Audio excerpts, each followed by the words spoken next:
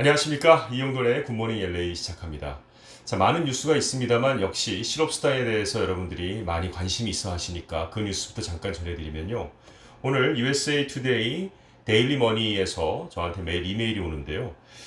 헤드라인을 보니까요. When will the extra $300 unemployment benefit start? 이렇게 되어 있습니다. 그리고 The 400 in extra unemployment aid for millions of out-of-work Americans is actually $300 in most states, and it will not arrive for weeks, experts warn. 이렇게 되어 있습니다. 그러니까 언제 300불 그 실업수당이 도착하지? 그래놓고 밑에 400불이라고 말했던 것은 실제로 most state, 그러니까 대부분의 주에서는 300불이야. 그리고 이거는 전문가 경고한다, 금방 안 온다, 이렇게 이제 뉴스가 시작이 되는 겁니다. 관심을 가질 수밖에 없는 그런 뉴스의 시작이고요. 수백만 명의 실직 미국인들, 사실은 수천만 명인데 millions of 이렇게 많이 그냥 쓰는 거죠. 400달러의 추가 실업 보조금 대부분 주에서 실제로 300달러다 이렇게 얘기했고요. 이달 초에 트럼프 대통령의 행정 조치에 따라 재난구호 기금을 통해 구조 프로그램을 운영할 FEMA를 통해서도 이 돈은 한 달 정도 겨우 지급될 양이다. 그리고 또 문제는 FEMA는 일반적으로 자연재해에 대한 긴급 대응을 지원하며 주 정부들은 의회가 승인하지 않은 실업보험을 또 일방적으로 지불할 수도 없다는 겁니다.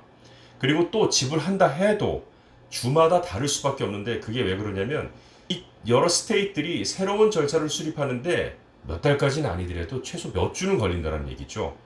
그리고 이제 끝으로 누가 먼저 받을 것이냐라는 질문에 몬태나와 켄터키주의 실업자들은 약속된 400달러를 받는 첫 번째 주민이 될 것이다. 이렇게 마치고 있습니다. 어쨌든 실업수당이 언제 오는지 기다리셨던 분들에게는 조금 더 인내를 가져야 되겠다라는 말씀을 드리겠고요. 민주당 전당대회 소식입니다. 전당대회 대미를 장식한 민주당의 대선 후보 조 바이든 전 부통령이요. 친근함과 유쾌함의 대명사처럼 여겨져온 평소의 모습에서 바뀌면서 일생의 연설이라고 할 만한 24분간의 대선 후보 수락 연설에서 빛과 희망을 강조하며 그 어느 때보다 결연하고 단호한 모습을 보였습니다. 코로나19 부실 대처 등 도널드 트럼프 대통령의 실정을 조목조목 부각하면서 트럼프라는 이름은 입에 아예 담지도 않았는데요.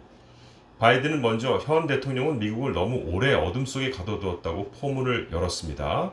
그리고 대통령의 실정을 대표적으로 나타내는 수치를 하나하나 거론하며 직격탄을 날렸습니다. 미국의 언론들이 대체적으로 어제 바이든 전 부통령의 연설에 대해 긍정적으로 평가를 더 많이 했습니다. 대선 후보라기보다는 대통령 취임 연설 같았다라는 그런 표현도 있었고요. 근데 또 대체로 정책보다는 빛과 어둠, 선과 악 등의 이미지를 자신과 도널드 트럼프 대통령을 빗대 대조하면서 어려운 시대의 승리를 강조했다는 평가도 나왔습니다. 그러니까 정책에 대해서는 좀 약했다라는 그런 평가도 있었던 것이죠. 한 가지 확실한 건 트럼프 대통령이 거듭 구축하려 했던 슬리피 조 이미지에서 벗어날 수 있는 계기가 되었다라는 그런 평가도 있습니다. 일렉션 2020 11월 대선을 앞두고 청정 에너지를 중시하는 조 바이든 민주당 후보의 당선을 기대하는 자금이 증시에 유입이 되면서 벌써부터 신재생 에너지 주식이 강세라고 월스트리트저널이 어제 보도를 했습니다. 사실 현재 민주당의 바이든 후보는 신생에너지 정책을 되돌릴 것이라고 얘기했고 트럼프 대통령은 석탄 산업을 더 지지하고 있는 그런 상황이고 트럼프 대통령은 최근에 미국 최대의 야생보호구역인 알래스카 북동부 북극권 국립야생보호구역에 석유와 가스 개발을 허용하기도 했었죠. 금융시장의 전문가들은 바이든 후보가 만약에 일렉션 2020에서 이기게 되면 태양광과 풍력발전, 전기차 관련 회사들이 혜택을 볼 것으로 보고 있습니다.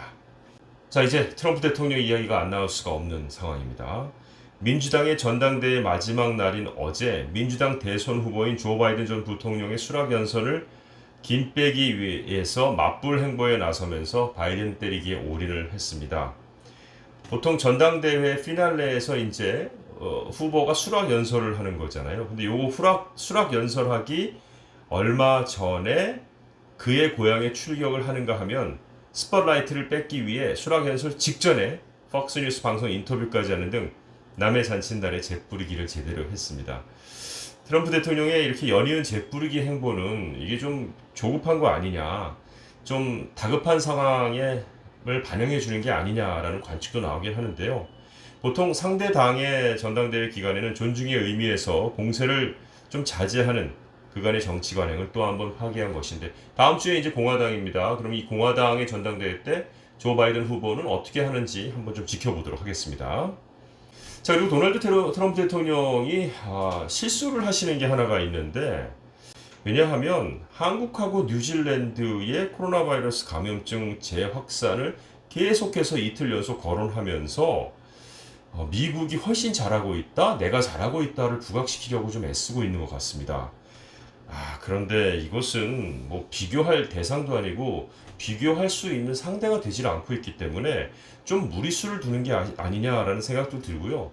특히 뉴질랜드에서는 아무리 대통령 선거를 위해서 이건 좀 너무 사실에 기반을 두지 않고 막말을 하는 거 아니냐라고 굉장히 불쾌감을 많이 표현했습니다. 어쨌든 워싱턴 포스트는요, 우리 미국이 트럼프가 거론한 두 국가처럼만 재확산 속도가 또 신규 확자가 늘어난다면 너무나 행운일 텐데 라면서 마지막에 트럼프 대통령을 비꼬기도 했습니다. 그 LA 가운데에서 이제 오렌지 카운티는요, 어제 지역 내 30개 학교들에게 리오픈을 허가를 했습니다. 리오픈을 허가한 데의 이유가 여러 가지 있습니다만 10만 건당 100건 미만의 이 감염률을 보유하고 있는 것도 포함이 되고 있는데 오렌지 카운티는 이곳 LA 특히 캘리포니아 가운데에서도 가장 모범적인 어떤 사례가 될 텐데요. 그런데 이 대면 수업을 허가받은 30개 학교는요, 로스 알라미토스의 6개 학교를 제외하면 24개 학교는 모두 사립입니다. 자, 문제는 어린이들이 신종 코로나 바이러스 감염증에 걸리면 침묵의 전파자가 될 가능성이 크다는 연구 결과가 나왔다는 데 있습니다. 이 증상을 보이는 경우는 적은데 바이러스 전파력은 코로나19에 심하게 감염된 어른보다 더 세다는 겁니다. 그 상기도 내의 코로나 바이러스 양이 코로나19로 중환자실에 입원한 성인보다 더 많기 때문이라는 겁니다. 그래서 어린이가 침묵의 전파자가 될 수도 있다는 연구 결과가 나왔다는 건데요. 학교에서 감염이 돼서 무증상으로서 그냥 살짝 약하게 감기 온 거 정도로 걸릴 수 있지만 특별히 상기도에 바이러스가 많기 때문에 대화를 하거나 할 때 전파를 더 많이 한다는 것이죠. 자, 아이들을 학교에 보내셔야 되는 부모님들은 어쨌든 집안 자체 내에서 방역도 철저히 해야 될 것 같습니다. 캘리포니아주가 정말 유례없는 이 산불 때문에 난리, 몸살을 겪고 있는데요. 캘리포니아주를 덮친 대형 산불의 원인이 지난 3일 동안 11,000에 가까이 내린 벼락이었다고 하는군요. 게빈 뉴섬 주지사가 지난 수년간 볼 수 없었던 많은 수의 화재를 경험했고 있다라고 말했는데요. 실제로 캘리포니아주에서 올해 6,754건의 화재가 발생해서 작년보다도 무려 2,700여 건이 벌써 8월 달임에도 불구하고 더 많이 발생을 하고 있는 겁니다. 캘리포니아주는 이웃주들의 소방관과 소방차 증원을 요청해 놓고 있는 상황입니다.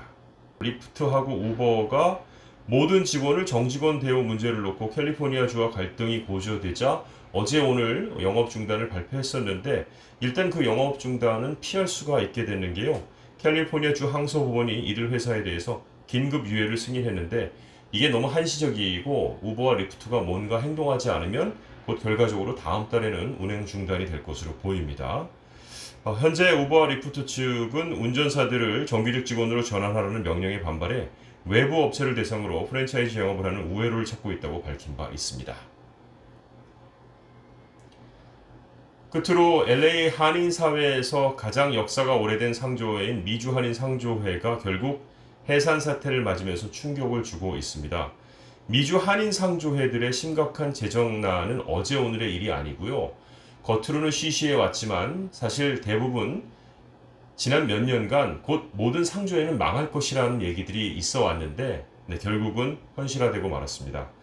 이 상조회가 보유한 자산이 현재 25만 달러입니다. 그래서 500여 명으로 추산되는 남은 회원들에게 지금 돈을 약 500달러씩 밖에 나눠줄 수 없는데요. 이분들 현재 상조회에 가입하고 계신 모든 분들은 앞으로 상조회는 운영될 수 없는 구조로 되어 있기 때문에 여러분들께서 빨리 대안을 찾으셔야 될 것 같습니다. 이영돈의 굿모닝 LA는 여기까지입니다. 오늘 함께해 주신 여러분 고맙습니다.